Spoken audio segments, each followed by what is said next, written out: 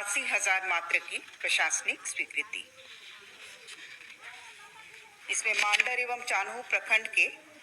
14 ग्रामों के 4,055 हेक्टेयर भूमि में सिंचाई सुविधा उपलब्ध कराई जाएगी। हाँ, 236 करोड़ 20 लाख 81 हजार 14 ग्राम है ये मांडर और चान्हो प्रखंड में, और 4,055 हेक्टेयर कुल ये कैम्बो मेगा लिफ्ट परियोजना।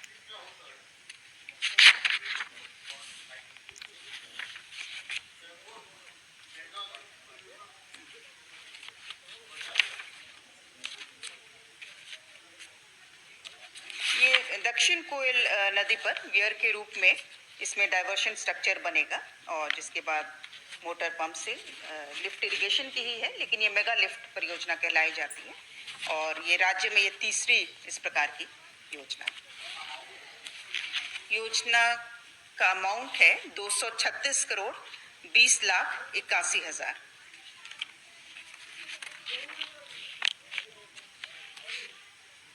प्रस्ताव संख्या 2 मंत्रिमंडल निर्वाचन विभाग से 45 घाटशिला अनुसूचित जनजाति विधानसभा निर्वाचन क्षेत्र में उपचुनाव के संचालन हेतु 7 करोड़ 84 लाख मात्र झारखंड आकस्मिकता निधि से अग्रिम के तौर पर प्राप्त करने हेतु प्रस्ताव।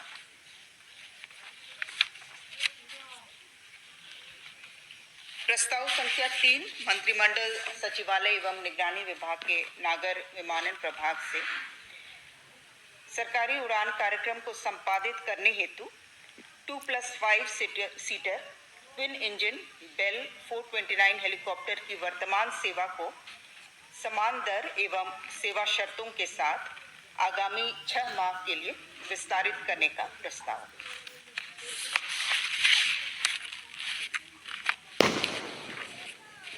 प्रस्ताव संख्या 4 स्वास्थ्य विभाग से डॉक्टर रंजीत प्रसाद तत्कालीन अधीक्षक इटकी आरोग्यशाला इटकी संनिदेशक एसटीडीसी के अपील अभ्यावेदन पर निर्णय के संबंध में इनके विरुद्ध दंड अधिरोपित था, एक वेतन वृद्धि संचयात्मक प्रभाव से, और इन पर 2021 में इसका गठन किया गया है, और इसी के सेक्शन 68 के तहत जो राज्य को शक्ति प्रदत्त है काउंसिल रूल्स का, Jharkhand state allied and health care council rules का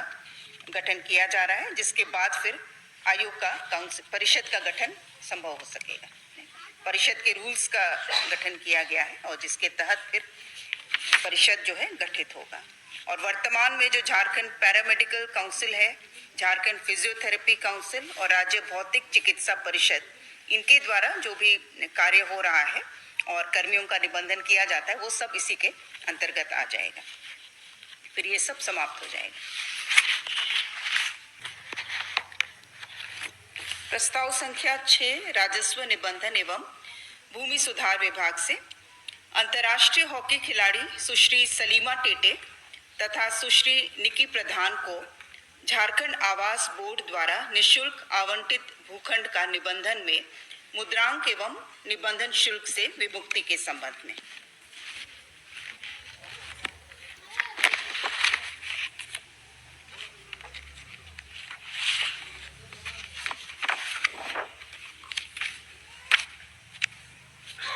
प्रस्ताव संख्या 7 पथ निर्माण विभाग से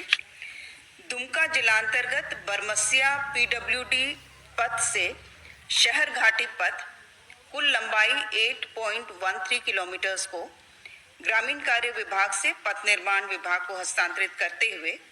चौड़ीकरण एवं मजबूतीकरण पुनर्निर्माण कार्य हेतु 44 करोड़ 93 लाख 31,800 रुपये मात्र की प्रशासनिक स्वीकृति। प्रस्ताव संख्या 8 पथ निर्माण विभाग से दुमका अंतर्गत करमाटाड़ पीडब्ल्यूडी रोड से भुगतांडी पीडब्ल्यूडी रोड पथ कुल लंबाई 7.775 किलोमीटर पथ निर्माण विभाग को हस्तांतरित करते हुए मजबूतीकरण पुनर्निर्माण कार्य हेतु कुल राशि 35,81,42,200 रुपये मात्रा की प्रशासनिक स्वीकृति। प्रस्ताव संख्या 9 ग्रामीण विकास विभाग से बाबा साहेब भीमराव अंबेडकर आवास योजना अंतर्गत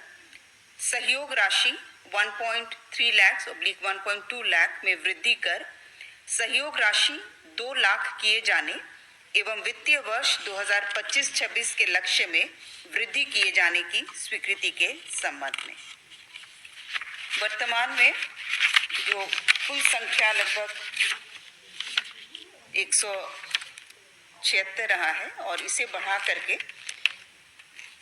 पूरे राज्य के लिए 2400 का लक्ष्य रखा जा रहा है।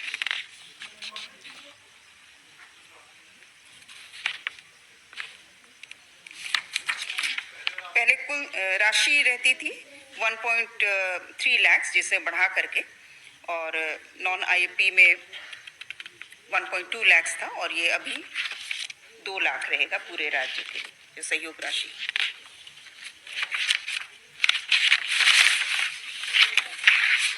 प्रस्ताव संख्या 10 अनुसूचित जनजाति अनुसूचित जाति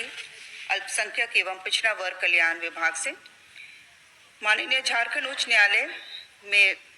पारित आदेश के आलोक में कल्याण विभाग अंतर्गत ग्रेन गोला चौकीदार से प्रखंड कल्याण पर्यवेक्षक के पद पर प्रोन्नति के फलस्वरूप वेतनमान के ग्रेड पे में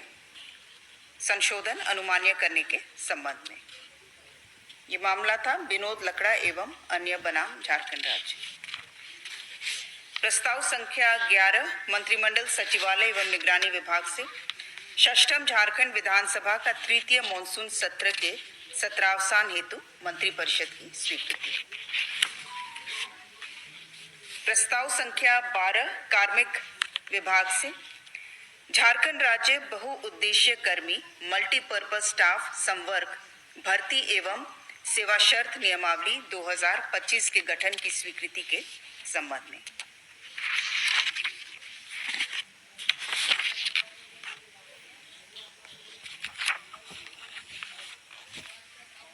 प्रस्ताव संख्या 13 उच्च एवं तकनीकी शिक्षा विभाग से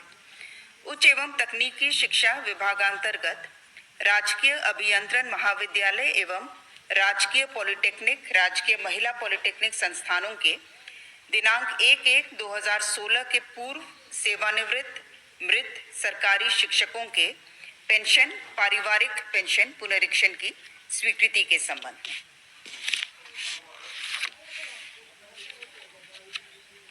में इसे कैलकुलेट करने का फॉर्मूला दिया हुआ है। इसमें 2 तरह से कैलकुलेट हो सकता है। पहला है कि संबंधित कर्मी की सेवानिवृत्ति अथवा मृत्यु की तिथि को जो उनका वेतन बैंड एवं ग्रेड पे प्राप्त हो रहा था उसके बाद जो अनुवर्ती वेतन समितियों की अनुशंसा के आलोक में जो प्रतिस्थानी वेतनमान होगा उसे वैचारिक निर्धारण करते हुए 1/1/16 से उसी के आधार पर पेंशन पारिवारिक पेंशन का निर्धारण किया जाएगा। और जो दूसरा सूत्र है वो दिनांक 31/12/15 को प्राप्त जो पेंशन राशि है उसमें 2.57 के स्थिर गुणक से गुना करने पर जो पेंशन राशि होगी वो निर्धारण किया जाएगा और दोनों में जो भी लाभकारी होगा वही पुनरीक्षित पेंशन के रूप में स्वीकृत होगा। जिस पर चर्चा हुई वो मैंने उल्लेख कर दिया। धन्यवाद।